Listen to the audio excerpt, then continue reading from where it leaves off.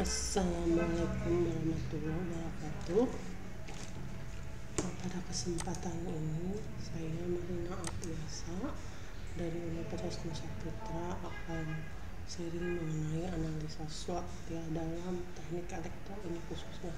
Tapi di sini saya secara umum. Kalau di lecture note saya cerita secara khusus ya. Tapi di sini SWOT dulu. Analisa SWOT adalah analisis kondisi internal maupun eksternal suatu organisasi yang selanjutnya akan digunakan sebagai dasar untuk merancang strategi dan program kerja. Analisis internal meliputi penilaian terhadap faktor kekuatan, strength, dan kelemahan. Ini jadi internal.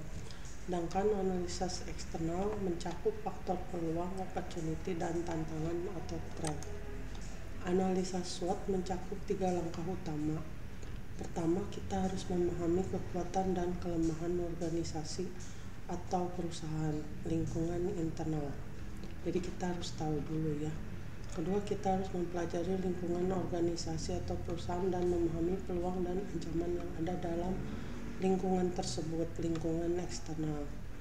Akhirnya, menganalisis kekuatan mana yang dapat digunakan untuk mengambil keuntungan dari peluang yang khusus dan kelemahan mana yang dapat membuat usaha rawan pada saat menghadapi ancaman tertentu sehingga perusahaan dapat merencanakan opsi strategis yang lebih baik. Nah, di sini ada pendekatan dalam analisis SWOT.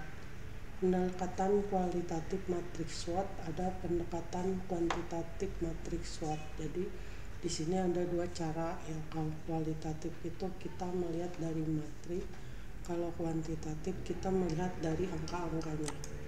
Di sini pendekatan kualitatif matriks SWOT ya. Di sini eksternal, jadi ada internal, kekuatan, strength, terus kelemahan, weakness, terus ada peluang, opportunity, ada tantangan, threat ya. Di sini ada comparative advantage ya, tantangan itu mobilization, terus peluang, opportunity, divestment instrument, tantangan itu damage control ya, jadi bisa merusak ya. Nah, di sini kita analisis SWOT fokus internal, kekuatan apa yang dilakukan dengan baik ya. Kalau kelemahan apa yang salah sekarang, jadi kita harus tahu dulu dari diri kita sendiri kekuatan dan kelemahan. Terus fokus eksternal, peluang, kemungkinan apa yang ada, ancaman apa yang dapat menjadi salah ya, jadi ancaman-ancaman dari luar dan peluang ya. Nah, kemudian kekuatan, apa yang menjadi kekuatan organisasi perusahaan, apa yang Anda dapat kerjakan dengan baik, apa yang dilihat orang lain sebagai kekuatan organisasi atau perusahaan, apa yang dilakukan dan baik oleh organisasi perusahaan, apa rekam jejak yang baik di mana organisasi Anda bersaing dengan baik ya. Jadi ini kekuatan, kita harus ngedata ini dulu. Kemudian kelemahan, apa yang dapat dikembangkan, apa yang berlangsung kurang optimal dibandingkan keinginan organisasi perusahaan, kompetisi apa yang berlangsung dengan baik, apa yang dapat diperbaiki oleh organisasi perusahaan, apa yang telah dilakukan secara tidak baik, hal apa yang harus organisasi atau perusahaan hindari. Nah, ini namanya kelemahan. Kalau peluang, jika tidak ada hambatan, apa yang akan dilakukan, apa yang mungkin dilakukan, di mana posisi yang Anda inginkan dalam 5 tahun ke depan ya. Jadi kita harus memikirkan masa depan, posisinya ada di mana, dengan siapa Anda bikin bekerja ya. Misalnya kita ingin dengan itu yang terkenal misalnya, atau tingkat internasional atau nasional. Nah, kita harus menuju ke arah sana. Sampai di mana teknologi baru dapat mengubah usaha Anda, apakah perubahan finansial, pemerintahan, legislatif dapat menguntungkan usaha Anda di masa depan, apa yang akan terjadi dalam beberapa tahun yang akan datang, apa yang dapat menjadi solusi win-win ya.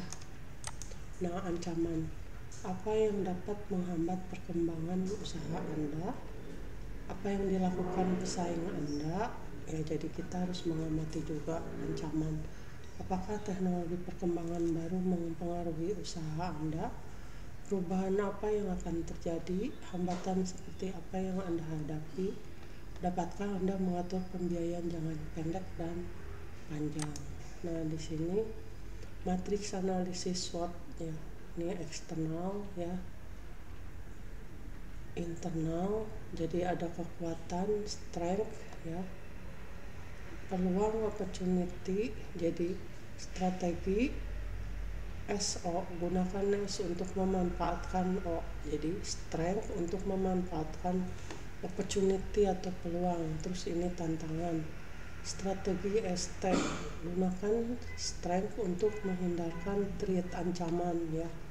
Terus kelemahan atau weakness, strategi weakness, opportunity, menghilangkan W dan memanfaatkan O. Weakness dihilangkan dan memanfaatkan opportunity. Terus strategi WT, weakness and threat, meminimalkan weakness untuk menghindarkan threat atau ancaman ya. Jadi ini matriks analisis SWOT ya. Jadi kita memadu-madukan SO, ST, WO, WT. Pendekatan kuantitatif analisis SWOT.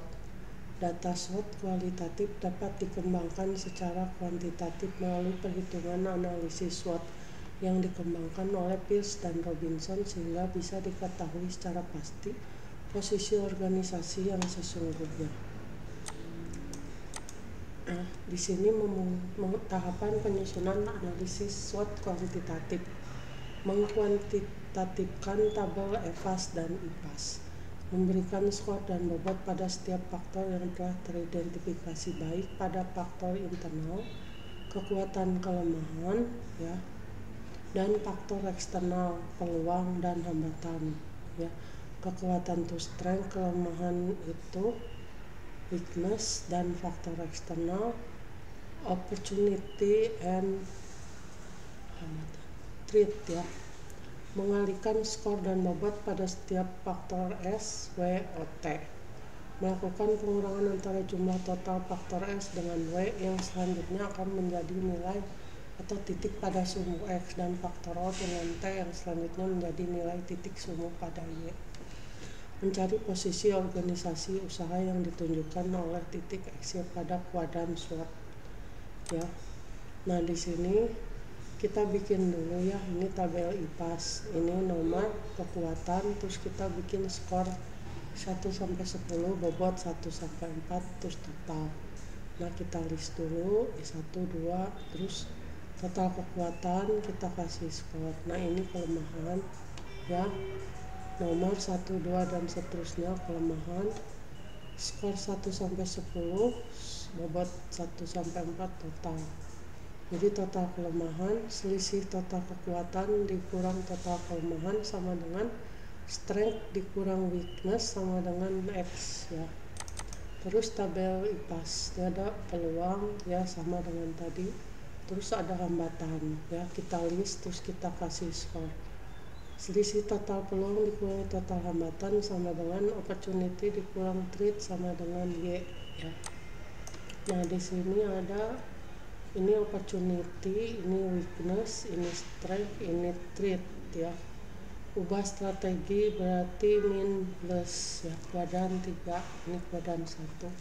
Ini progresif plus plus ya, ini kuadran 2, diversifikasi strategi plus min. Terus strategi bertahan minus minus ya, weakness dengan threat ya. Kalau ini weakness dengan opportunity ya, kita jadi bisa lihat ada 4 kuadran ya.